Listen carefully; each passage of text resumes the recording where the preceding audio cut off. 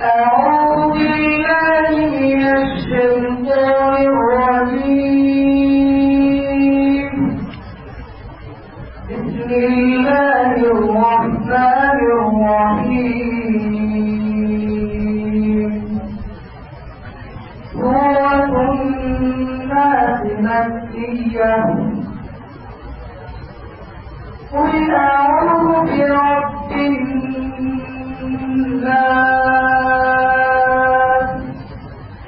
ملك الناس إله الناس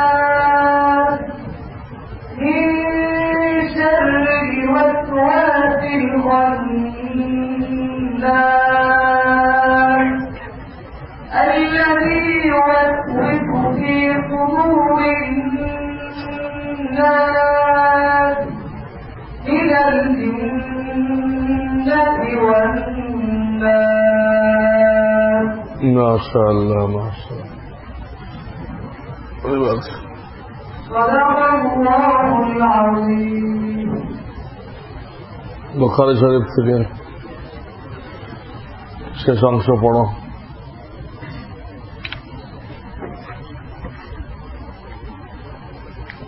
بسم الله الرحمن الرحيم.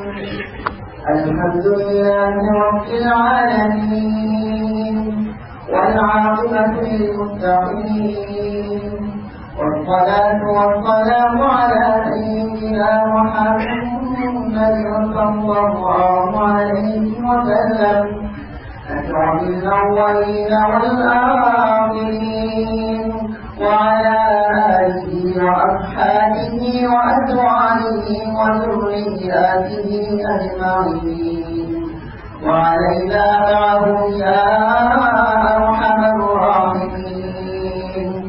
أما بعد فإن أصدق الحديث كتاب الله وخير الهدي هدي سيدنا ومولانا محمد صلى الله عليه وسلم وشر الأمور محدثاتها وكل محدثة بدعة وكل بدعة ضلالة وكل ضلالة في النار.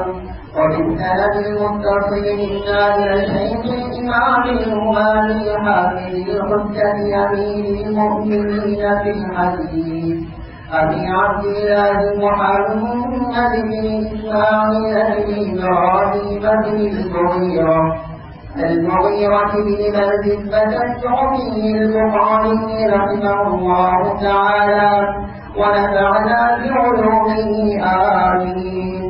أنه قال: باب قول الله ونضع الموازين القسط ليوم القيامة وأن أعمال بني آدم وقولهم سودا. وقال مجاهد: القسطاس العدل بالرومية ويقال القسط مصدر المقسط وهو العادل وأما القاسط فهو الجائر.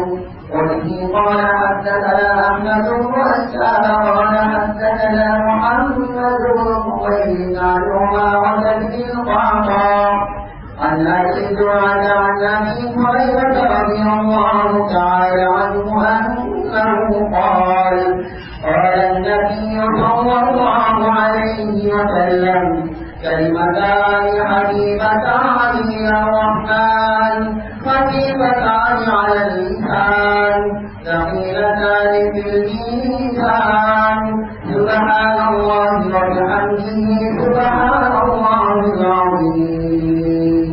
সবাই পড়ি আমরা সুবহানাল্লাহি ওয়া বিহামদিহি সুবহানাল্লাহিল আযীম সুবহানাল্লাহি ওয়া বিহামদিহি সুবহানাল্লাহিল আযীম সুবহানাল্লাহি ওয়া বিহামদিহি সুবহানাল্লাহিল আযীম।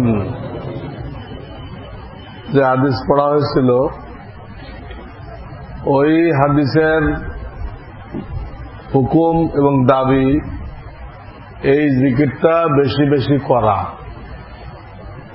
এই জন্য আমরা হাদিস পড়ার সাথে সাথে এটা 3 বার পড়ে নিলাম, যাতে এই হাদিসের পরে এক্ষুনি কি হয়ে যায়, আমল হয়ে যায়।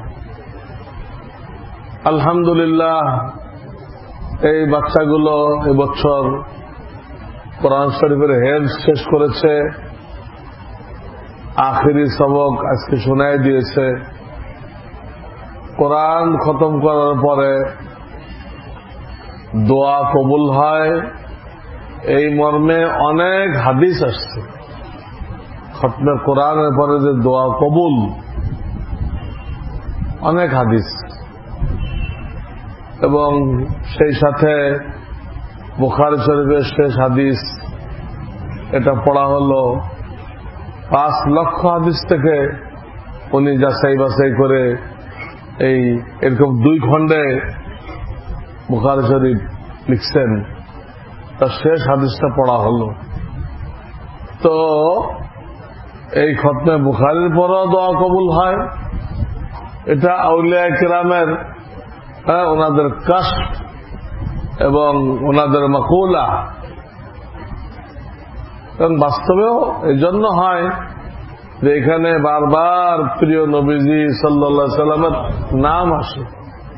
নবীদের ওসিলা দিয়ে দোয়া করলে দোয়া কবুল হয়। যারা হাদিসের রাবী, বর্ণনাকারী, এরা প্রত্যেকে বড় বড় আল্লাহর ওলি, প্রত্যেকে আল্লাহর ওলি। আল্লাহর ওলিদের ওসিলা দিয়ে দোয়া করলে দোয়া কবুল হয়। এবং এই হাদিস খতম করতে যায় কত হাজার লক্ষবার যে দুরূদ শরীফ পড়তে হয় আল্লাহ জানে। দুরূদ শরীফের পরেও কি হয়, দোয়া কবুল হয়। দোয়া কবুল হওয়ার অনেক কিছু এখানে আছে, এই জন্য এর পরেও দোয়া কবুল হয়। এই জন্য সাধারণত ভাইদেরকে, মুসলমান ভাইদেরকে খবর দেওয়া হয় যে আপনারা দোয়ায় থাকেন, আল্লাহর কাছে যার যা চাওয়ার আছে চান। সবচেয়ে বড় চাওয়া পাওয়া তো হেদায়াত। হেদায়াত, সিরাতে মুস্তাকিমে কায়েম থাকা এবং ঈমানের সাথে মৃত্যুবরণ করা, এইটা হলো সবচেয়ে বড় চাওয়া পাওয়া আল্লাহর কাছে। এর বাইরে যা চাইবেন সেগুলো ছোট, এইগুলো হলো বড়, সবচেয়ে বড়। তো এই দোয়ার জন্য আপনাদেরকে বলা খবর দেওয়া হয়েছে। আলহামদুলিল্লাহ, অনেকে আসছেন। বুখারী শরীফ তো আজীব ও গরীব কিতাব। দুর্ভিক্ষ এলাকায় এই কিতাবের খতম হলে আল্লাহর ফজলে দুর্ভিক্ষ বন্ধ হয়ে যায়। মহামারী এলাকায় বুখারী শরীফের খতম হলে আল্লাহর মেহরবানিতে মহামারী বন্ধ হয়ে যায়। এমন এক আজীব ও গরীব কিতাব। এই হাদিসগুলো যিনি জমা করছেন ইনি কিন্তু মক্কা মদিনার কেউ না। এই হাদিসগুলো যিনি জমা করছেন ইনি রাশিয়ার লোক।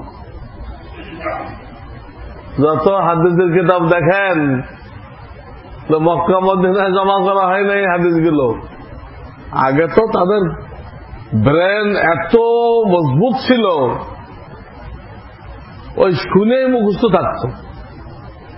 পরে মানুষের ব্রেন আস্তে আস্তে কমজোর হয়ে গেল, তখন উলামায়ে কেরাম লেখার উপরে জোর দিলেন যে এখন আগের মতো ব্রেন নেই, এখন না লিখলে এটা হেরফের হয়ে যাবে। এই জন্য এই উম্মতের যিনি প্রথম মুজাদ্দিদ, যুগ সংস্কারক হযরত ওমর ইবনে আব্দুল আজিজ রাহমাতুল্লাহ আলাইহি, উনি ওনার জামানার বড় বড় উলামায়ে কেরামকে, তাবিঈনদেরকে উনি নির্দেশ করলেন তুমি হাদিস জমা করো, লেখার আকারে জমা করো, জমা করে আমার কাছে জমা দাও। তো উনি তখন রাষ্ট্রপতি ছিলেন, উনি আগে গভর্নর ছিলেন, পরে হইলেন কি খলিফাতুল মুসলিমিন। 2 বছরের জন্য ছিলেন উনি, তো মারা গেছেন। কিন্তু ওই 4 খলিফায় রাশেদিন, তারা যে নমুনায় দেশ চালাইছিল, বহু বছর পরে এই আল্লাহর বান্দা ওই একই নমুনায় দেশ চালাইছে। তার নির্দেশে এই হাদিস জমা করা শুরু হয়ে গেছে এবং সেটা শেষ হয়েছে এই মুহাদ্দিসিনদের জামানায়। ইমাম বুখারী, মুসলিম, এই জামানায় বহু কিতাব লেখা হয়েছে। তার মধ্যে 6টা হলো প্রসিদ্ধ, সিয়াসতটা বলা হয় না 6টা, সেই 6টার মধ্যে এইটা প্রসিদ্ধ বেশি। ওই 6টার মধ্যে সহি বেশি, বেশি সহি। কোরআনের সমান্তর হইতে পারবে না, কোরআন তো কোরআন, আল্লাহর কালাম, আল্লাহর কালাম। এখানে তো কোন এক নুকতা, একটা জের জবরের কোন ভুল হওয়ার সম্ভাবনা নেই। কিছুটা মানুষ লিখছে, মানুষ যত ব্রেনী হোক, যত পণ্ডিত হোক, কিছু না কিছু মানুষ হিসেবে তারই হয়। তো এই জন্য অন্য সকল কিতাবের তুলনায় এটাকে আসাহুল কুতুব বলা হয়েছে। যিনি লিখছেন মুহাম্মদ ইবনে ইসমাঈল বুখারী, তিনি এত বড় বুজুর্গ ছিলেন যে একজন বুজুর্গ স্বপ্ন দেখলো আমাদের প্রিয় নবীজি সাল্লাল্লাহু আলাইহি সাল্লাম কারোর জন্য অপেক্ষা করতেছেন। জিজ্ঞেস, হুজুর আপনি কার জন্য অপেক্ষা করতেছেন? স্বপ্ন। আর নবীজিকে স্বপ্ন দেখলে এখানে ভুল হওয়ার, মিথ্যা হওয়ার কোন সম্ভাবনা নেই। তো জবাব আসলো, আমি মুহাম্মদ ইবনে ইসমাঈল বুখারীর জন্য অপেক্ষা করতেছি। তো তখন তার কোন ফোন ছিল না, মোবাইল ছিল না, এই জন্য বুঝতে পারতেছে না তার জন্য অপেক্ষা করতেছে কেন। উনি যখন বেঁচে আছে, পরে যখন খবর আসলো, খবর আসতে 2-3 দিন দেরি হয়েছে যে মুহাম্মদ ইবনে ইসমাঈল বুখারী চলে গেছে, দুনিয়ার থেকে চলে গেছেন। খবরটা পরে আসছে। তখন উনি তারিখ মিলে দেখে যে যেদিন উনি চলে গেছেন দুনিয়ার থেকে, ওই নবীদিকে দেখতে খাবে ওই একই দিনের ঘটনা। তখন উনি বুঝতে, হ্যাঁ এই জন্য আমি এই স্বপ্নটা দেখছি। আল্লাহ, নবী আলাইহিস সালাম যার জন্য অপেক্ষা করতেছে, তিনি কত বড় ওলি ছিলেন, আল্লাহ কত বড় ওলি ছিলেন, কল্পনা করা যায়? ওনার 1000-এর মতো উস্তাদ, 90,000 ছাত্র। এখন তো এক জায়গায় পড়ে সব হাদিস পড়ে ফেলতেছে। ওই জামানায় এক জায়গার থেকে সব হাদিস পড়ার ব্যবস্থা ছিল না। বিভিন্ন জায়গায় মৌমাছি যেরকম এখান থেকে সেখান থেকে মধু নিয়ে আসে, ওই রকম হাদিস শিখতে হতো। তো উনি এক উস্তাদের কাছে গেছে হাদিস শিখতে, যে ওনাকে বাড়িতে পায় নাই। বাড়িতে না পাইলে উনি চিন্তা করলো, ওনার সাথে দেখা হলো না, উনি কোথায় ইবাদত বন্দী করে, ওখান থেকে বরকত নিয়ে যায়। তো বাড়ির লোকজন বললো উনি কোথায় নামাজ পড়ে, এটা কামরা দেখাই দিল, এই কামরায় নামাজ পড়ে। উনিও সেই কামরায় গেলেন নামাজ পড়তে। আমরা তো যখন থানা ভবন গেছি, থানা ভবন ইউপি, তো মৌলানা আশরাফ আলী থানভী কোন জায়গায় নামাজ পড়তেন, হাজী ইমদাদুল্লাহ মহাজার মক্কি কোন জায়গায় নামাজ পড়তেন। আমরা সেই জায়গায় খুঁজে বের করে আমরা ওইখানে 2 রাকাত নামাজ পড়ছি। তো ইমাম বুখারী সেখানে 2 রাকাত নামাজ পড়লেন। একটা জিনিস খেয়াল করলেন যে উনি যে সিজদা করেন, যার কাছে হাদিস শিখতে গেছে, এখন কিন্তু নেই, উনি সফরে। উনি যে হাত রাখছেন সিজদার জায়গায়, তো ক্লিয়ার বোঝা যাচ্ছে যে আঙ্গুলগুলো মিলানো না, একটু একটু ফাঁকা। জায়নামাজে যে দাগ পড়ছে, আঙ্গুলগুলো কি ফাঁকা। তো উনি নামাজ পড়ে চলে আসছেন, কিন্তু ফের আর হাদিস শেখার জন্য ওখানে যান নাই। ওখানে যদিও তিনি খুব নাম করা মুহাদ্দিস, ওই জামানার বড় মুহাদ্দিস, কেন জান নাই? একটা হাদিসের মধ্যে আসছে আন্নাসু আলা দীনি খলিলিহি ফালিয়ানজুর আম্মাই ইউখালিলহু। মানুষ তার খলিলের দিনের উপরে চলে। খলিল মানে যার সাথে অন্তরের সম্পর্ক আছে, তাকে কি বলে? খলিল। তার চাল চলন অবলম্বন করে। তো তুমি কাকে খলিল বানাই দিছ দেখে নাও, তার সমস্ত কর্মকাণ্ড নবীজির সুন্নতের সাথে মিল খায় কি? এটা কোনো জয়ীফ হাদিস না, হ্যাঁ, এটা হাসান বা সহিলি গায়রি। আর এক হাদিসে আসছে, তোমরা মিশকাতেও পড়ে আসছো, এলামু আন্না হাযাল ইলমা দীনুন ফানজুরু আম্মান তাখুযুনা দীনাকুম। শুনে রাখো, এই যে ইলম শিখতেছ এটা সরাসরি দিন, সরাসরি দিন, ইসলাম, শরিয়ত। কাজে তুমি কার থেকে নিচ্ছ, কার থেকে নিচ্ছ? সেই লোকটার মধ্যে দিনদারি আছে কিনা দেখো, তারপরে নাও, তার থেকে এলেন শিখো। যাকে তাকে উস্তাদ বানায় না। এই সমস্ত হাদিসের কারণে ইমাম বুখারী রাহমাতুল্লাহ আলাইহি ওই লোকটাকে উস্তাদ বানাইল না। তাহলে সব হাদিসে আসছে সিজদাতে 5 আঙ্গুল মিলানো থাকবে, সিজদাতে 5 আঙ্গুল মিলানো থাকবে। রুকুতে যে হাঁটু ধরবে সেখানে 5 আঙ্গুল ফাঁকা ফাঁকা থাকবে। রুকুতে মিলানো, সিজদাতে ফাঁকা, এই 2 জায়গা বাদে সম্পূর্ণ নামাজে আঙ্গুল স্বাভাবিক। আঙ্গুল কি স্বাভাবিক? এই হাদিস অনুযায়ী ওই মুহাদ্দিসের সিজদায় আঙ্গুল রাখা কি ঠিক হয়েছে? হ্যাঁ, ঠিক হয়েছে? আঙ্গুল তো ফাঁকা দেখা যাচ্ছে, এই জন্য তাকে উস্তাদ বানায় নাই। আল্লাহু আকবার! কত বড় বুজুর্গ ছিল এবং ইনি কত বড় আশিকে রাসূল ছিল। আজকাল তো বড় বড় বেঈমানরা আশিকে রাসূল হয়ে গেছে।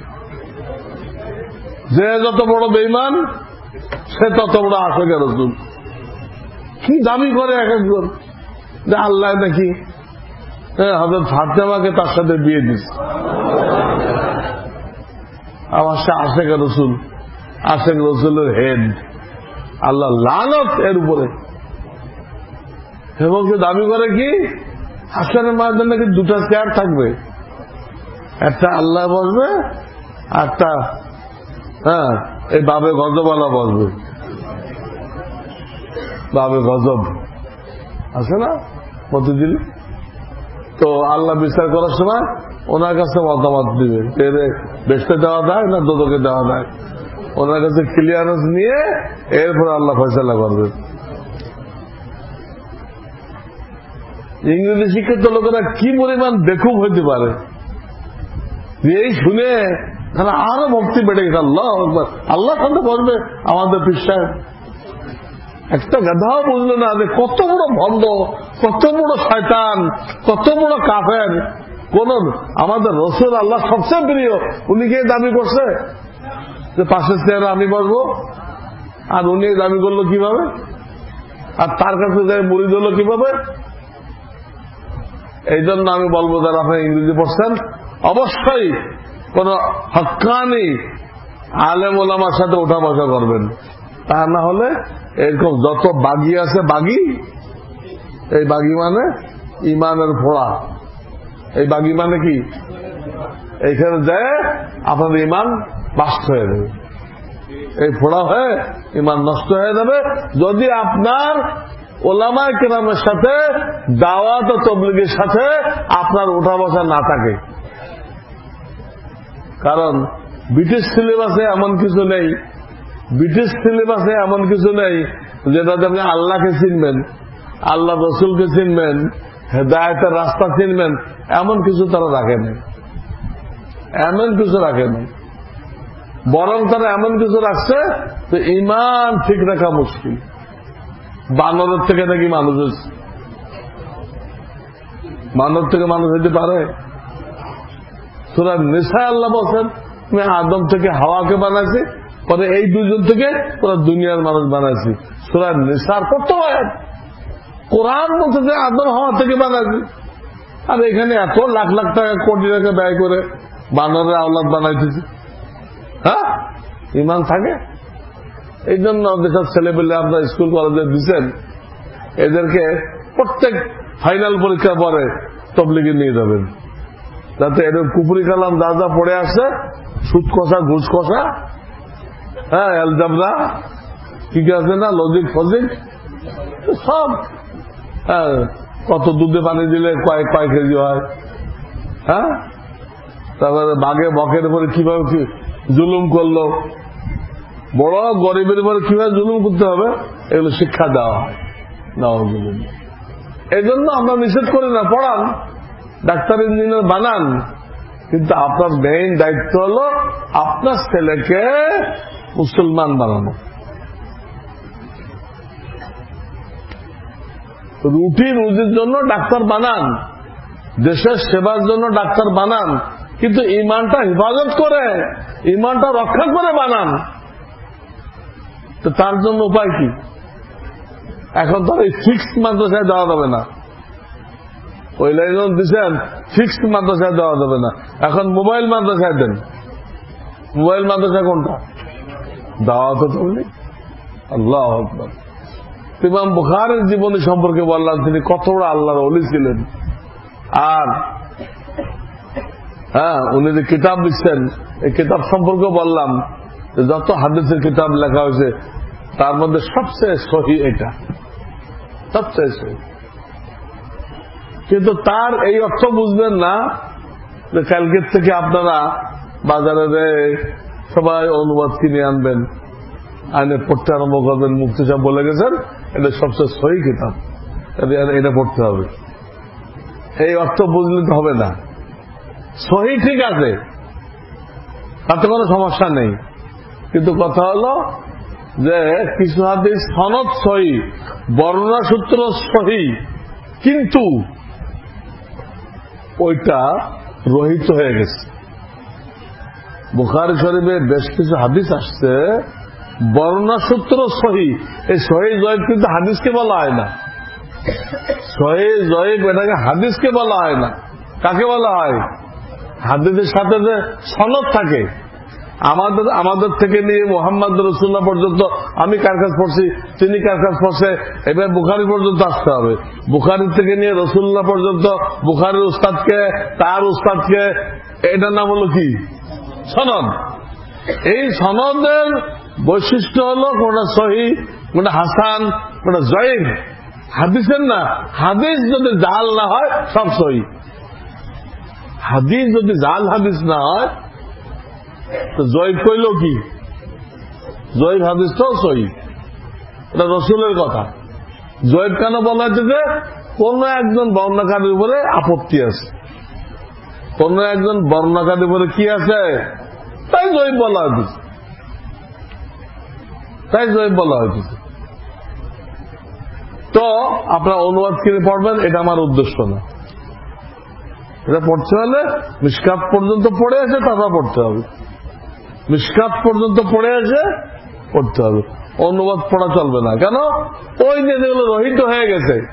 ইসলাম একদিনে কমপ্লিট হয় নাই, আস্তে আস্তে আস্তে আস্তে আস্তে আস্তে সহনীয় করে কমপ্লিট করা হয়েছে। তা না হলে মানুষের জন্য কঠিন হয়ে যেত। সহনীয় করে কমপ্লিট করা হয়েছে। একদম নামাজের কথা বলা যেত, এখন যায়? আর নামাজের কথা বলা যায়?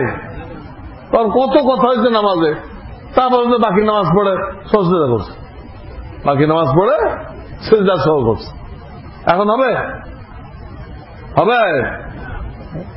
আস্তে আস্তে কমপ্লিট হয়েছে। এই রোজা এক জামানা ছিল, ওদিকে রোজা না রেখে কোন গরিবকে 2 বেলা খাওয়ায় দেয়, তো রোজা হয়ে যাবে।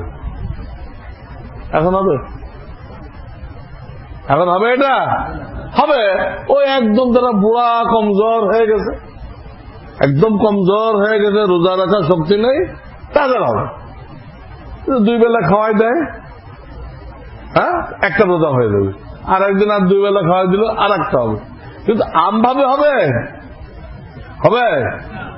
তো দেখা যায় কোনো কিছু একবারে কমপ্লিট হয় নাই, একবারে কমপ্লিট হয় নাই।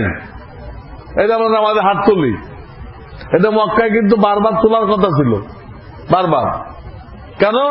ওই যে তারা 360 খোদা ছাড়িয়ে আসছে, কত ওইগুলো মনে পড়তো। তখন নবীজি শিক্ষা দিয়েছিলেন, ওইগুলোর মনে পড়ে তো এক কাজ করো, এর হাত তুলবা, তুলে ওইগুলোর পিছনে ফেলে দেবা। পিছনে তো ছিল এক জমানে। ওই হাদিসটা আব্দুল্লাহ ইবনে ওমর থেকে। এই আব্দুল্লাহ ইবনে ওমর যিনি মক্কাতে ওটা বয়ান করছেন, তিনি মদিনায় এসে বলতেছেন যে মদিনায় আসার পরে যখন এই আয়াত নাযিল হলো, কুমু লিল্লাহি কানিতিন, তখন নবীজি আমাদেরকে নিষেধ করলেন নামাজের শুরুতে একবার ছাড়া তোমরা আর হাত তুলবা না। শুরুতে একবার ছাড়া কি করবা না? হাত তুলবা না। একই লোক কিন্তু বারবারটা উনি বয়ান করতেছে, আর একবারে বেশি তোলা যাবে না উনি বয়ান করতেছে। এবং ওনার যত শাগরেদ আছে বড় বড় তাবেঈ, আব্দুল আজিজ ইবনে হাকিম, মুজাহিদ, আবু আতিয়া, সকলে বলছে আমরা অনেক বছর আমাদের উস্তাদ আব্দুল্লাহ ইবনে ওমরের পিছনে নামাজ পড়ছি, উনি একবারে বেশি হাত তোলেন নাই। আপনারা ফয়সালা করেন, কোনটা নেবেন? ওই যারা রিজেক্টেড হয়ে গেছে ওটা নেবেন, মক্কারটা? ও তো ওই আয়াত নাযিল হওয়ার বাদ হয়ে গেছে, এখন একবার তুলতে হবে। উনি করতেছে আব্দুল্লাহ ইবনে মাসউদ একবার ওনার সব ছাত্রদেরকে নিয়ে নামাজ শিখাইলেন। আজকে হিসাবে আমারও নামাজ শিখানোর কথা আছে তাজ মসজিদে। আব্দুল্লাহ ইবনে মাসউদ যার পজিশন হলো 4 খলিফার পরে, 4 খলিফার পরে যার এলমি পজিশন, নামাজ শিখাইলেন। তো কয়বার হাত তুললেন? একবার হাত তুললেন। বুখারী শরীফে একটা হাদিস আছে আবু হুমায়দিন সাঈদী থেকে, আবু হুমায়দিন সাঈদী থেকে উনি 10 জন সাহাবায়ে কেরামের মধ্যে ঘোষণা করলেন, আমি নবীদের নামাজ তোমাদের থেকে বেশি ইয়াদ রাখছি। ওরা দেখাও তো কিরকম, পরে উনি দেখাইলেন। এই যে হাদিসটা উনি আসছে আবু হুমায়দিন সাঈদী, ওখানে দেখেন তো হাত তোলা কয়বার? একবার হাত তুলছে উনি। আবু হুমায়দিন সাঈদী কয়বার হাত তুলছে? তাহলে ওই বারবারটা রহিত হয়ে গেছে না? রহিত হয়ে গেছে না? আরবিতে মানসুখ। ওই রহিত হাদিসটা তো বুখারীতে আছে। আপনি যখন অনুবাদ পড়বেন তো ওই অনুবাদের মধ্যে তো লেখা নেই যে এটা রহিত হয়ে গেছে, তখন কি হবে? আপনি মসজিদে এসে গোলমাল লাগাই দিবেন, তো হুজুর আপনি এটা শেখান নাই কেন হাত তুলতে হবে? তো আপনি কই পেয়েছেন? তো আমি এইমাত্র বুখারীতে পড়ে গেলাম। আর বাবা ওই বুখারী পড়াইতে নিয়ে হুজুর হয়েছে, আপনি তো অনুবাদ পড়ছেন, ওই তো মূলটা পড়ছে। এই খামাখা গোলমাল লাগাই দেয়, বোঝে না যেটা আসে না নেই। এই অনেকে আজকে সুদ তুলছে, কি সবাই ফাতিহা পড়তে হবে, ফাতিহা পড়তে হবে, ইমামের পিছনে ফাতিহা পড়তে হবে, পুরো গলত।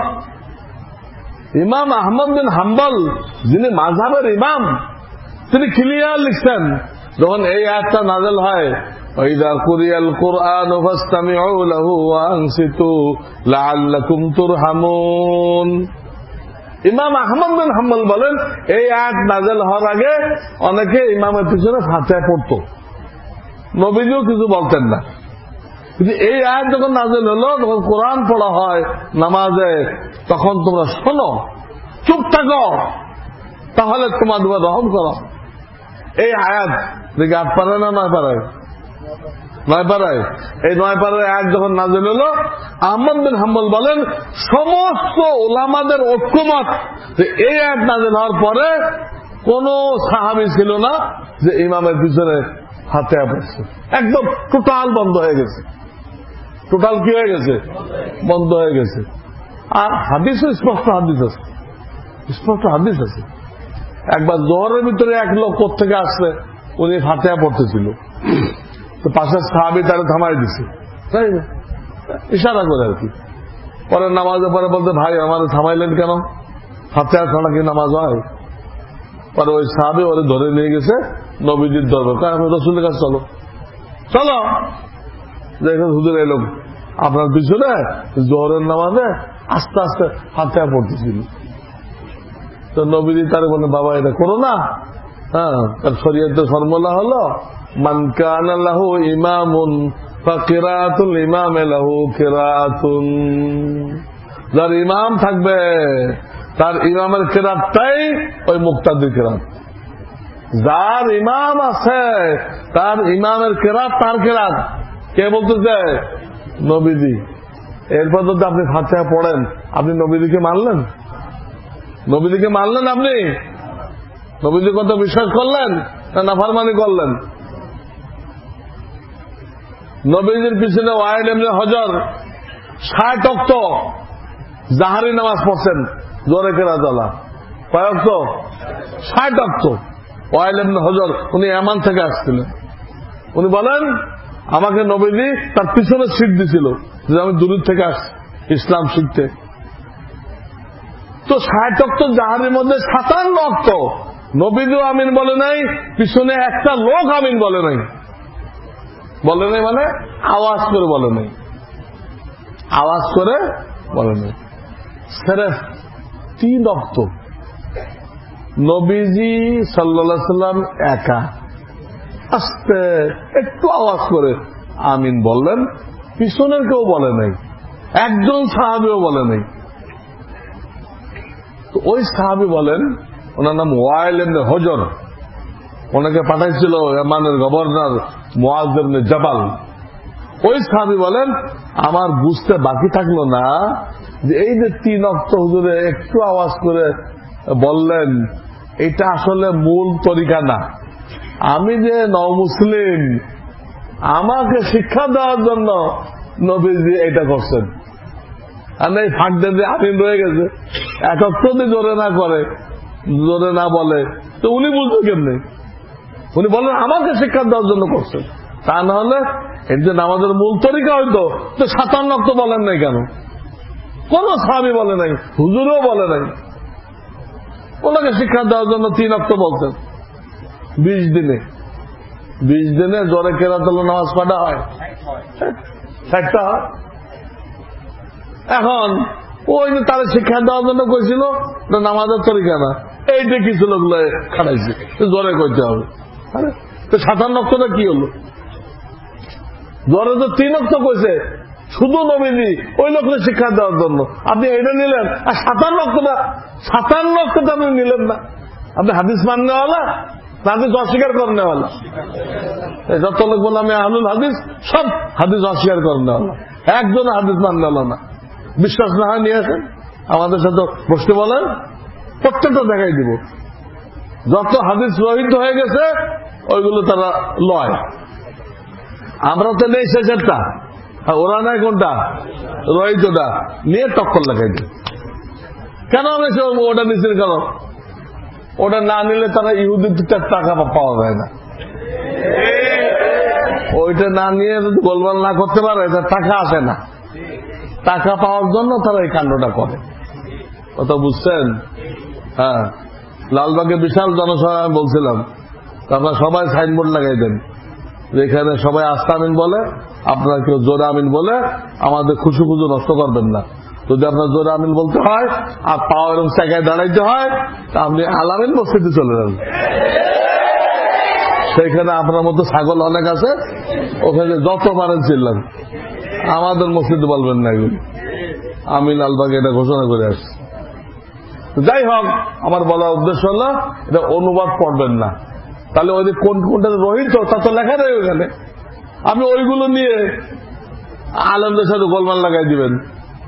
বুখারী রোজা অধ্যায়ের মধ্যে আছে, রোজা অধ্যায়, তোমরা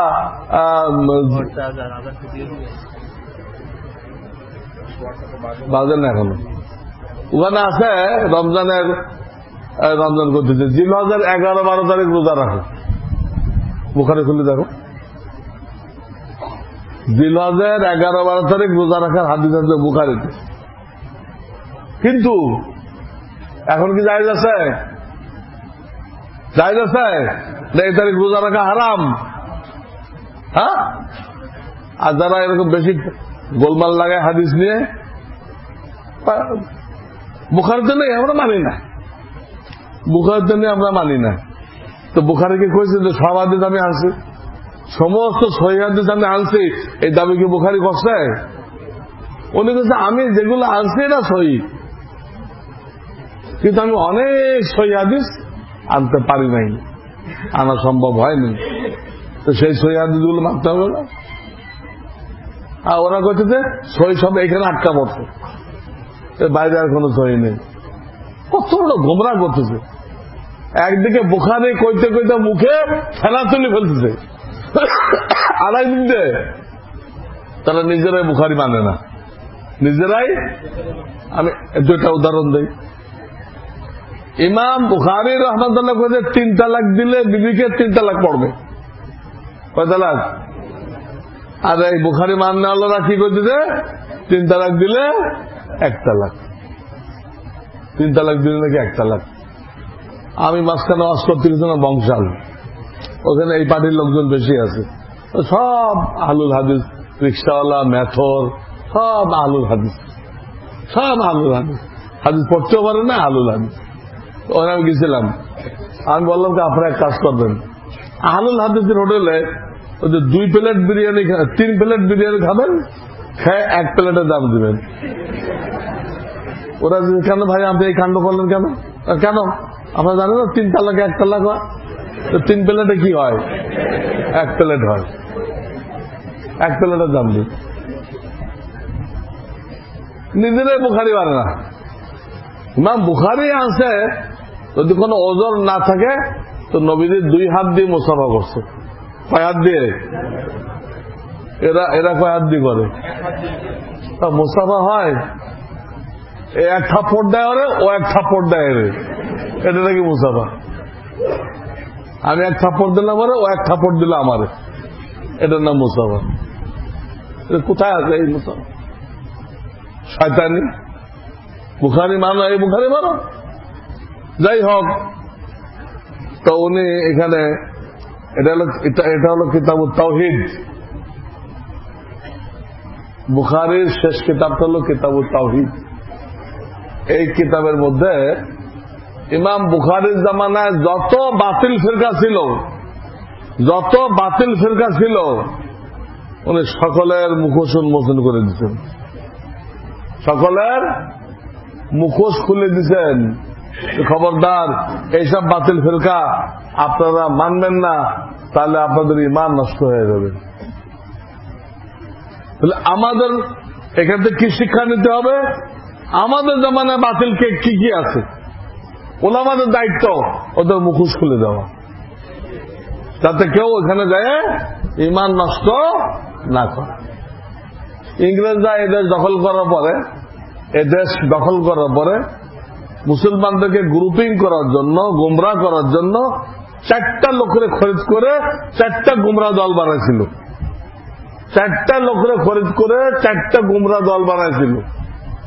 সে মূল লোকগুলো তো মারা গেছে, দলগুলো এখনো চলতেছে।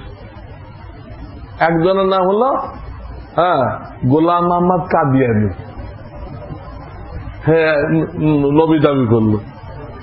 আমাদের নবীর পর কি নবী আসে নাকি? আর একজনের নাম হলো আহমদ রেজা খান, এই যে জশ্নে জুলুসে, ঈদে মিলাদুন নবী, যত মাজার পূজা এই লোক চালু করলো। কে? আহমদ। ইন্ডিয়াতে একটা শহর আছে, এই শহরের নাম হলো উল্টা বাস বেরেলি। এই শহরে এই লোক ছিল, উল্টা বাস বেরেলি, এই লোক সেখানে জন্ম নেয়। আর যত বেদাত, মিলাদ কিয়া এই লোক চালু করছে। এই লোক নেই, কিন্তু ওই বেদাত গুলো তো আছে। 3 নম্বর এক ব্যক্তি, এর নাম হলো মোহাম্মদ হুসাইন বাটালবি। মোহাম্মদ হুসাইন বাটালবি, এর আগে নাম ছিল গায়রে মুকাল্লেদ। সে ইংরেজদের পক্ষে ফতোয়া দিত। সে ইংরেজ গভর্নমেন্ট থেকে তার নামটা পাল্টায় মঞ্জুর করে এলো আহলুল হাদিস, নাম গায়রে মুকাল্লাদ, পাশ করে এলো কি আহলুল হাদিস। সে এই ডায়ালগ দিল, কোন 4 ইমাম আছে না, 4 জন ইমাম, সৌদি আরবের পশ্চিম পাশে কোন সাগর? লোহিত সাগর। লোহিত সাগর থেকে নিয়ে আটলান্টিক মহাসাগর পর্যন্ত এই দেশগুলো হলো মালিকি মাযহাব, আর আরব ভূখণ্ড হলো হাম্বলি মাযহাব। এশিয়া মহাদেশ হলো হানাফি মাযহাব। মালয়েশিয়া, ইন্দোনেশিয়া হলো শাফি মাযহাব। কি মাযহাব? পুরা পৃথিবী 4 মাযহাবে বিভক্ত। এর মধ্যে 12 আনা মুসলমানই হানাফি, 12 আনা মুসলমান কি, আর 4 আনা 3 মাযহাবে। তো এই লোকটা ডায়ালগ দিল, এই মাযহাব টাযহাব মানার দরকার নেই, বুখারী শরীফ বগলে রাখো, বুখারী শরীফ বগলে রাখো, ওই দেখে দেখে চলো, মাযহাব দরকার নেই। এই কথা এই লোক কইল। কে?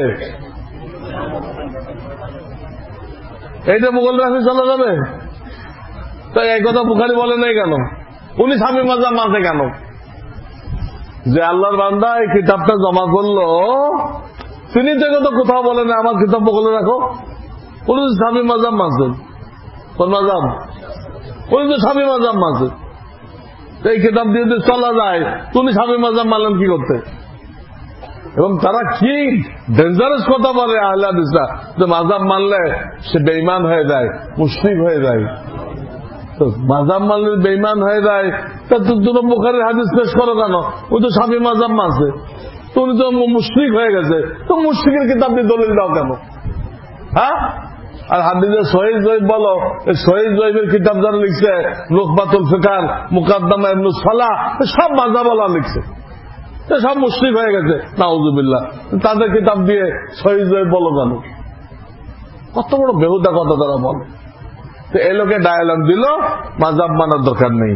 কিন্তু 25 বছরের মাথায় আল্লাহ তার মুখ দিয়ে বের করলো, এই মোহাম্মদ হোসেন বাটালবের মুখ দিয়ে বের করলো, যদি কেউ ইমানের গণ্ডি থেকে বের হইতে চায়, ইমানের গণ্ডি থেকে বের হইতে চায়, তার সবচেয়ে সহজ ব্যবস্থা মাযহাব অমান্য করা। মাযহাব 25 বছর মাযহাবের বিরুদ্ধে বক্তব্য দিয়ে আসছে। 25 বছরের মাথায় আল্লাহ তার মুখ দিয়ে এটা বের করলো, তার পত্রিকায় লেখাইলো। তার পত্রিকা ছিল একটা, ওর নাম হলো ইশাআতুস সুন্নাহ। এই পত্রিকায় লেখাইলো, তার মধ্যে লেখাইলো ইমানের গণ্ডিতে দিকে বেরোতে চায়, ইমানের গণ্ডি, তাহলে সেই জন্য মাযহাব ছেড়ে দেয়। তাহলে মাযহাব যারা ছেড়ে দিবে, আহলে হাদিস হবে, তাদের ইমান থাকবে? এই জন্য নামটাই গলত। আমাদের নাম আহলে সুন্নাত ওয়াল জামাত, এটা ঠিক নাম, ওটা গলত নাম। যে আহলে হাদিস নাম দিবে, হাদিসে যা আছে মানতে হবে। তো নবী 11 বিয়ে করছে, তো তুমি একসাথে 11 বিয়ে করো। আহলুল হাদিস, হাদিস মানবা, তা হাদিসে আছে 11 বিয়ে, তোরা 11টা করো। তো দেখো পিঠে সালা কটা বাঁধতে হয়। একসাথে 11 বিয়ে করো, তোমার ইমামতিও যাইবে, খতিবগিরও যাইবে, আর বাজারে সালা পাওয়া যাবে না, সব পিঠে বাঁধতে হবে তোমার। শয়তানি। যাই হোক, কটা হলো? ইংরেজদের কটা হলো? 4 নম্বর হলো জনাব আবুল আলা। আবুল আলা, আল্লাহর বাপ। এলোকের নাম হলো আল্লাহর বাপ। আপনারা যারা ছিলেন মওদুদী সাহেব বলে এই লোক, ইনি কি ডায়লগ দিল? সমস্ত নবীকে দিয়ে আল্লাহ কয়েকটা গুনাহ কবিরা করেছে, অত সব নবীরা নিষ্পাপ। আর এক ডায়লগ দিল, সাহাবারা সত্যের মাপকাঠি না, অথচ কুরআনে তো 10-15টা আয়াত আছে সাহাবারা সত্যের মাপকাঠি। আজীব আজীব কথা লিখলো। আর এক কথা বললো যে কোরআনের 4টি শব্দ, দিন, ইলা, রব, ইবাদত, এটা নাকি নবীদের জামানার পরে এর অর্থ বিলুপ্ত হয়ে গেছে। এই জন্য ইসলামিক তালিমের স্পিরিট নষ্ট হয়ে গেছে। ওইটা উনি নাকি উদ্ধার করছে। উনি আলিয়া মাদ্রাসায় 16 ক্লাসের 6 ক্লাস পড়ছে। আব্বাস আলী খান তার জীবনী লিখছে। আলিয়া মাদ্রাসার কয় ক্লাস? 6 ক্লাস। এবার বাপ মরে গেল, খুব গরিব মানুষ ছিল, রুটি রুজির জন্য জমিয়াত নামক পত্রিকায় চাকরি নিল। ওখানে উর্দুতে অনেক কিতাব আছে না, ওই উর্দু কিতাব টিতাব একা ঘাটাঘাটি করলো, করে বিরাট পণ্ডিত দাবি করলো। নাসিরউদ্দিন আলবানী ওর মতো, ও তো ঘড়ির মেঘা, মাতৃভাষা আরবি, কিন্তু ঘাটাঘাটি করে বিরাট পণ্ডিত হয়ে গেছে। এরকম এইসব কথা বললো, চারটে শব্দের অর্থ বিলুপ্ত হয়ে গেছিল। তা আল্লাহ হেফাজত করা ওয়াদা করছেন, কি হেফাজত করলো? চারটে শব্দের অর্থ বিলুপ্ত হয়ে গেলে আল্লাহ কি হেফাজত করলো? এগুলো মানলে ইমান থাকবে? এই চারটা লোক ছাড়া করে গেছে, এরা কেউ এখন নেই, কিন্তু এদের মতবাদ চালু আছে। যে কেউ এগুলো মানবেন ইমান নষ্ট হয়ে যাবে, সে নিজ দায়িত্বে দোজখে যাবে, কোন আলেমকে দায়ী করতে পারবে না, কোন আলেমকে দোষী সাব্যস্ত করতে পারবে না। আলেমরা ক্লিয়ার বলে দিচ্ছে এই চারটা লোক গোমরাহ, ইমান বিধ্বংসী কথা বলে গেছে, যে মানবেন সে নিজ দায়িত্বে দোজখে যাবেন, কোন আলেম তার দায়িত্ব নেবে না। আপনি কথা বলতে পারবেন না যে আমাদের জামানার আলেমরা এটা যে গোমরাহ, তো বলে নাই, ক্লিয়ার বলে দিলাম। আপনার সাক্ষী আছেন, আপনারা কি আছেন? সাক্ষী আছেন। ইমাম বুখারীর জামানা একটা গোমরাহ ফিরকা ছিল, মুতাজিলা। কি ছিল? এরা হাসরের ময়দানে যে দাড়িপাল্লা কায়েম হবে এটা তারা মানত না। তারা বলতো যে আল্লাহ যে ইনসাফ করবে ওইটাকে রূপক করতে দাড়িপাল্লা বলা হয়েছে। আল্লাহ যে ইনসাফ করবে এটাকে কি বলা হয়েছে? আসলে কোন দাড়িপাল্লা নেই, ওরা বলতো। ওইটাকে বাতিল করার জন্য উনি আয়াত আনছেন, আমি কিয়ামতের দিন ইনসাফ কায়েম করার দাড়িপাল্লা কায়েম করব। আবার হাদিস আনছেন যে এই দুটা বাক্য মিজান নামক দাড়িপাল্লায় সাংঘাতিক ওজনদার হবে। এমনকি আল্লাহ চাইতো এটা বারবার যারা জিকির করবে এই জিকির দিয়েও দাড়িপাল্লা ভরে যাবে। আয়াত দ্বারা বোঝা গেল দাড়িপাল্লা থাকবে। আর এই দুটা জিকিরকে বলা হয়েছে যে দাড়িপাল্লা অনেক ওজনদার, এটাও কি বোঝা গেল? দাড়িপাল্লা থাকবে। তাদের ওই বাতিল ফেরকা কি হয়ে গেল? প্রতিহত হয়ে গেল। এখানে আরো বলা হয়েছে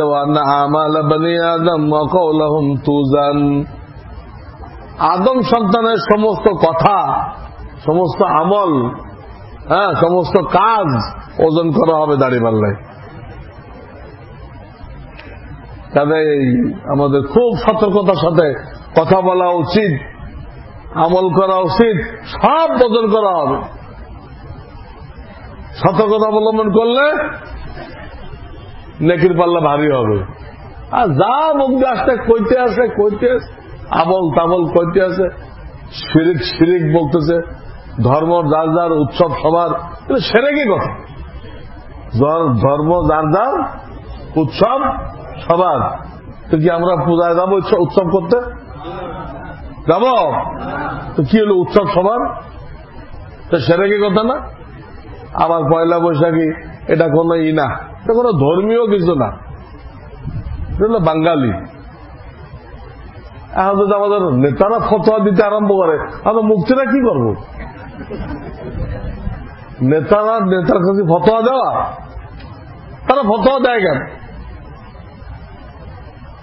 বাঙালি শব্দটাই তো গলত, শব্দটাই গলত। বাঙালি মানে হলো হিন্দু। কলকাতাটা পাড়া আছে, এই পাড়ার নাম হলো বাঙালি পাড়া। সেখানে কোনো মুসলমান থাকে না, ওটার নাম কি দিছে? এবং আগের জামানায় পত্রিকায় লেখা আসতো বড় বড় করে, আজকে মুসলমান এবং বাঙালিদের মধ্যে খেলা হবে। মুসলমান এবং বাঙালিদের মধ্যে কি হবে? খেলা হবে। তো বাঙালি মানে আমরা হিন্দু নাকি? কার উৎসব এটা? আমরা করবো এটা? এইগুলো করে করে ওই বাদশাহ আকবরের দিন ইলাহি, বাদশাহ আকবরের দিন ইলাহি কায়েম করে মুসলমানদেরকে হিন্দু বানাইছিল। একটা হিন্দু মুসলমান বানাইতে পারে না। এখনো সেই ধারা চলতেছে। এক এক কথা এমন বলে মুসলমানরা বেঈমান হয়ে যায়। কি হয়ে যায়? আন্তঃধর্ম বিয়ে যায়। এক নেতায় ফতোয়া দিল আন্তধর্ম হিন্দু মুসলমান বিয়ে জায়েজ। এর দিকে জায়েজ মনে করে তার ইমান থাকবে? যে বলবে এটা আগে কাফের হয়ে গেছে, যে মানবে তার ইমান থাকবে? এই আজিব ফতোয়া দিচ্ছে। ফতোয়া তো মুক্তিদের জন্য, যে কোনো আলেমের ফতোয়া দেওয়ার অধিকার নেই। আর আমাদের নেতারা দোয়াদম ফতোয়া দিচ্ছে। এক লাইন কোরআন শরীফ পড়তে পারে না, বুখারীর এক লাইন পড়তে পারে না, ফতোয়া দিচ্ছে। এই জন্য সাবধান থাকবেন, উলামায়ে কেরামের সাথে জুড়ে থাকবেন, আমাদের সব কথা কাজ মাপা হবে। এই একটা কথা মনে রাখলে ইনশাআল্লাহ ইনশাআল্লাহ গুনাহ হবে না, আমাদের গুনাহ হবে না। এই হাদিসের রাবি হলো আবু হুরায়রা। রাবিকে উনি নবীদের জীবনের শেষে 4 বছর পাইছিলেন, কিন্তু কোথাও যান নাই, সবসময় নবীদের সাথে লেগেছিলেন, যে কারণে 5374টা হাদিস আমরা পাইছি। আরো হাদিস বেশি, সবটা পাই নাই আমরা। অনেক ওই তাতারিদের হামলার সময় তারা অনেক কিতাব জ্বালাই দিছিল, অনেক কিতাব দজলা নদীতে ফেলে দিছিল, ওগুলো আমরা পাই নাই। যা পাইছি তার সংখ্যা কত? 5300। এরা কেমনে পাইলে এত হাদিস শুনি? নবীদের সাথে লেগেছিল। আমাদের মুরব্বীরা, দেওবন্দি মুরব্বীরা সব ছাত্রকে আবু হুরায়রা বানানোর জন্য অনেক কষ্ট করে এই ছাত্রাবাস খুলছে তোমাদের জন্য। ধনীদের থেকে যাকাত চাই আছে, কুরবানির চামড়া চাই আছে, যাতে ছাত্ররা সব থাকে, এরা ফ্রিখানা পায়, ফ্রি থাকতে পারে এবং উস্তাদের সাথে লেগে থাকতে পারে। সব ছাত্র যাতে আবু হুরায়রার মতো বড় বড় আলেম হয়, বিজ্ঞ আলেম হয়, এই জন্য কষ্ট করে এই মাদ্রাসায় ছাত্রাবাস করা হয়েছে এবং লিল্লা বোর্ডিং চালু করা হয়েছে। বুঝছো কিনা? কাজেই তোমাদের ছোট মোটো আলেম হলে হবে না, সহি আলেম হইতে হবে। আরে শেষ করে দেই কথা জলদি। অনুষ্ঠানের দিন কি কাটায় কাটায় হয় নাকি? তো তোমাদের কি হইতে হবে? আবু হুরায়রা হইতে হবে। এরপর নবীজি বলতেছেন সাল্লাল্লাহু আলাইহি ওয়াসাল্লাম, দুটো কালেমা আছে রহমানের কাছে বড় প্রিয়। কার কাছে? রহমান মানে তো দয়ার কোন কুল কিনারা নেই, দয়ার কোন, তার কাছে প্রিয়।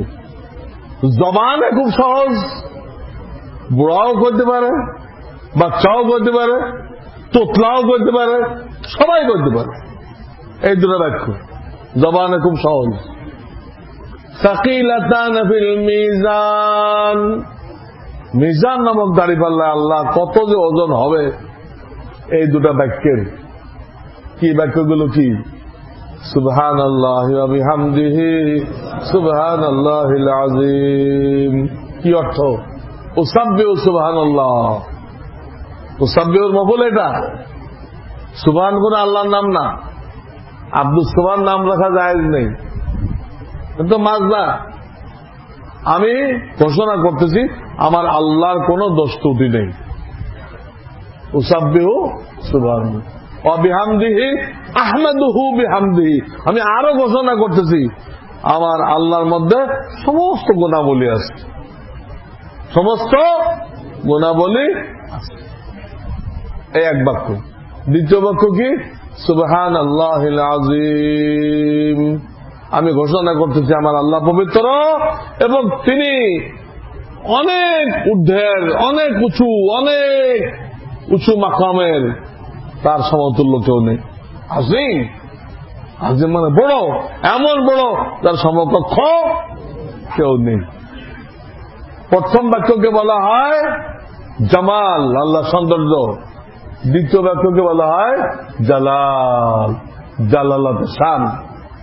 জামাল আর জালাল মিলে দিলের মধ্যে খশিয়ত পয়দা হয়। কি পয়দা হয়? ভয়। এইটা হলো অরিজিনাল আলেমের আলামত। তুমি সত্যিকার আলেম কিনা কি দিয়ে মাপা হবে?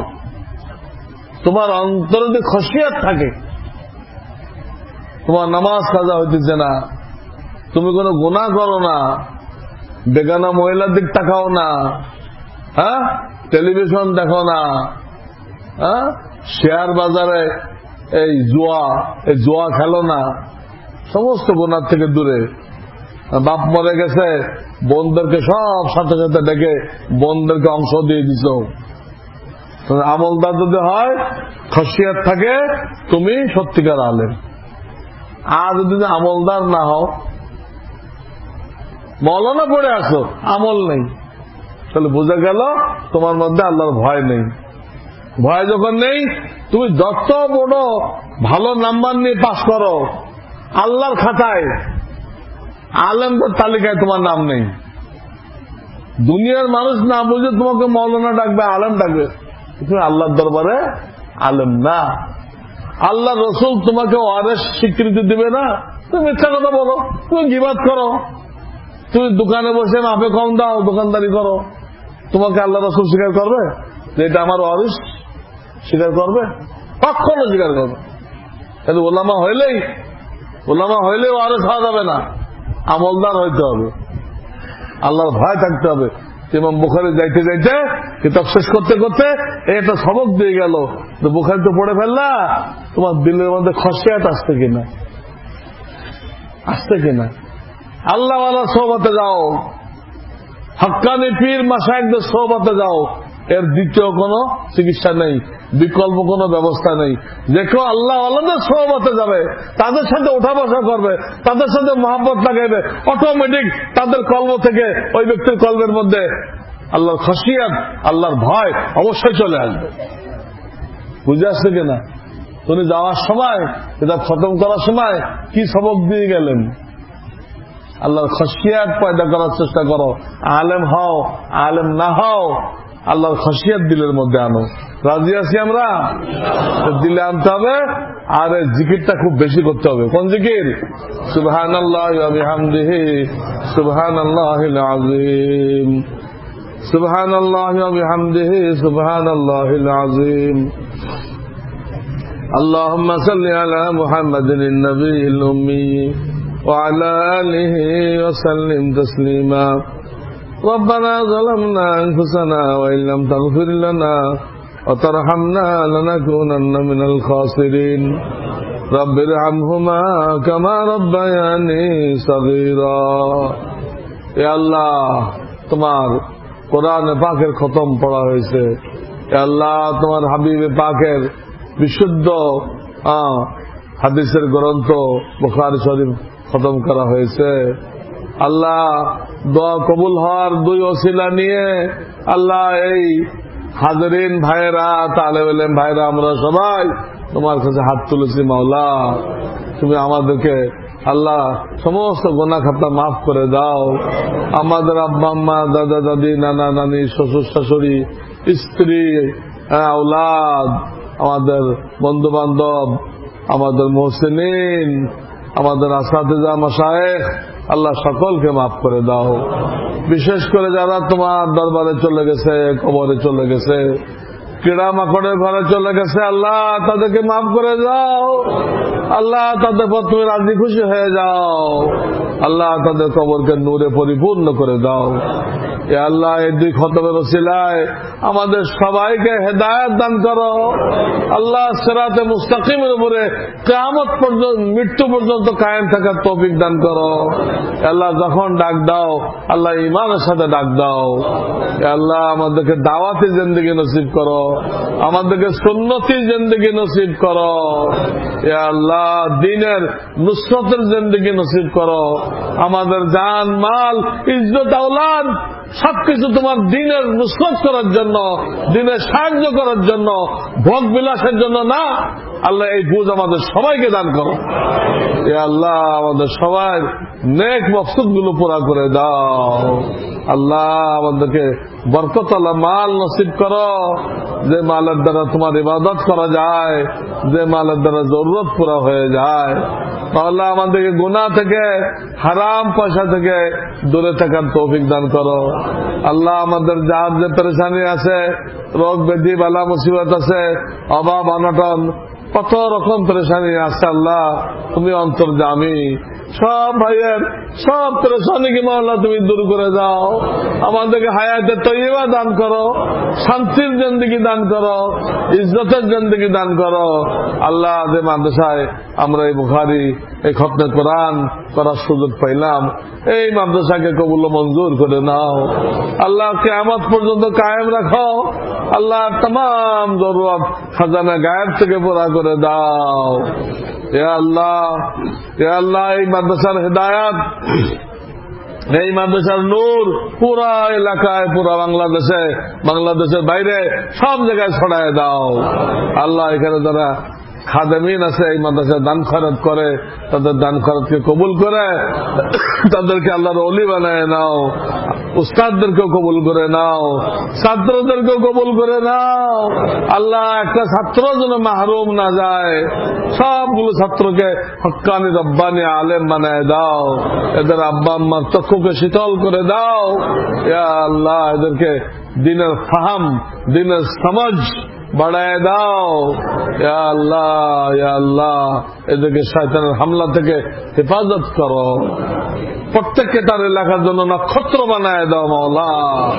ইয়া রাব্বুল আলামিন বাংলাদেশকে খায়র বরকতের দেশ বানায় দাও, দাওয়াত ও তালিমের দেশ বানায় দাও, মসজিদ মাসার দেশ বানায় দাও, ওলামা সুলাহা আউলিয়াদের দেশ বানায় দাও। এখান থেকে হাজার হাজার জামাত পৃথিবীর আনাচ এখানে আছে। আল্লাহ তুমি যাওয়ার তৌফিক দান করো। আমাদের সবাইকে এই দ্বীনি দাওয়াতি কাজের সাথে সময় লাগানোর তৌফিক দান করো। ইয়া রাব্বুল আলামিন তোমার হাবিব যত কল্যাণ চেয়েছেন আমাদেরকে দান করো, যত রকম মুসিবত থেকে মুক্তি চেয়েছেন মুক্তি দান করো। আল্লাহ এই তালেব ইলম ভাইরা 10-15 বছর আমাদের খেদমতে পড়েছিল। আল্লাহ আমরা তো তাদেরকে তেমন কিছু দিতে পারি নাই, আমরা বড় আহাল। মাওলা তুমি এদেরকে এলমে লাদুন্নি দিয়ে দাও। আল্লাহ তোমার পক্ষ থেকে এলেমে আমলে এদেরকে ভরপুর করে দাও। আল্লাহ যেন সমাজের সহি নেতৃত্ব দিতে পারে, সমাজকে কুপুশরেক থেকে বাঁচাইতে পারে, হেদায়েতের রাস্তা দেখাইতে পারে। আল্লাহ এই তৌফিক দান করো। আল্লাহ আমরা তো চাইতেও জানি না মাওলা, তুমি আমাদের জন্য যা যা জরুরি জরুরত তুমি চাওয়া ছাড়াই আমাদেরকে দিয়ে দাও, চাওয়া ছাড়াই আমাদেরকে দিয়ে দাও মাওলা। আল্লাহ তোমার দরবারে আমাদের যখন যাওয়ার সময় হবে মাওলা, আল্লাহ আমাদের সবাইকে কালেমার সাথে ঈমানের সাথে যাওয়ার তৌফিক দান করো। রব্বানা তাকাব্বাল মিন্না ইন্নাকা আনতাস সামিউল আলিম ওয়া তুব আলাইনা ইন্নাকা আনতাত তাওয়াবুর রহিম। সুবহান রাব্বিকা রাব্বিল ইজ্জাতি আম্মা ইয়াসিফুন وسلام على المرسلين والحمد لله رب العالمين آمين।